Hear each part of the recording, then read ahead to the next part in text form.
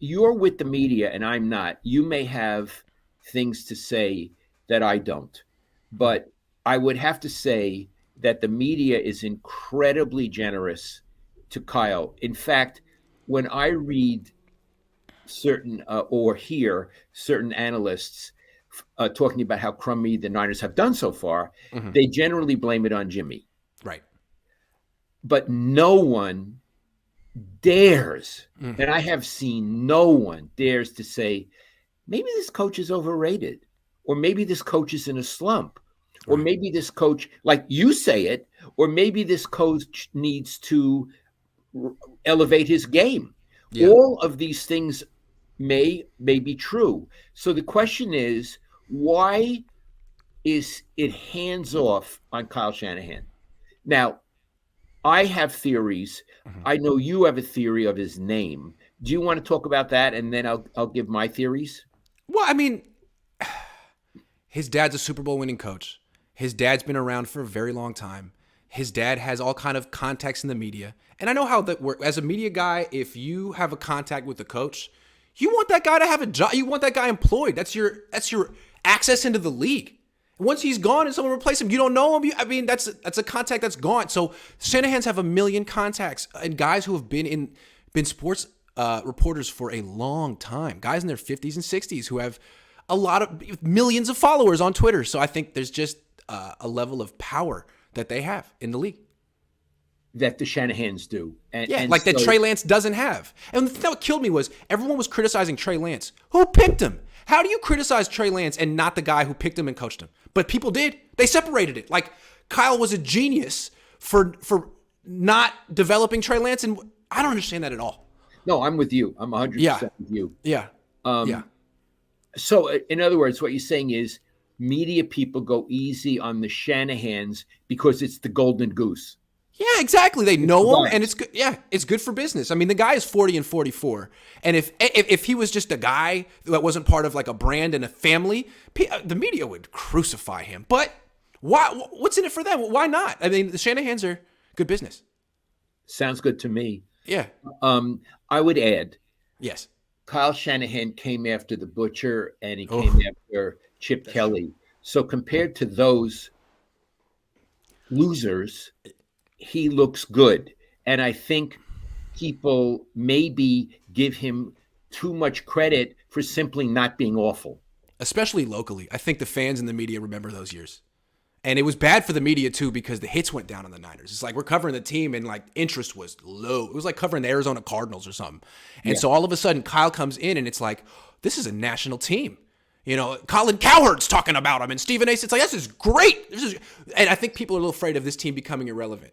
They're very relevant right now with Kyle Shanahan. He's a brand. Right. Jimmy's a brand. And so it helps Twitter numbers, Yes. YouTube numbers, all of that stuff. Yes. Yes. Yes. I would add another thing, and I think this is what's happened to journalism. You got to remember that I come from newspapers, from a print journalism background. I never really had Twitter till the very end. And so I wasn't worried about getting clicks or hits or whatever the hell it is, page views. As a result, I never held back in my questions, as you know. I could be very difficult for people who I thought were underperforming or not acting well. Now, because your newspaper, if you work for a newspaper or your TV station, looking how much you generate, how much traffic you generate, I think there's less encouragement to be a hard journalist. You want fans to like you. You want to write nice things, and you want your newspaper to like you. And what's more, you want Kyle to like you, Right. so he won't cut you off, and Jimmy to like you, so they won't cut you off. So they'll answer your questions. You could say, "I asked this question," and you can get clicks. Yeah.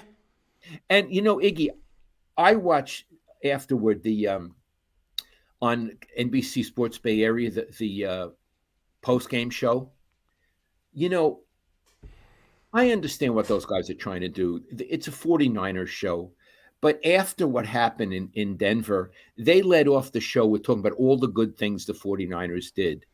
And Fans don't want to hear that shit. They Fans don't want to hear that eventually shit. got to other things. But Is someone from the 49er organization putting pressure on them to Oh, write? I would think so. I absolutely think so. They're partners.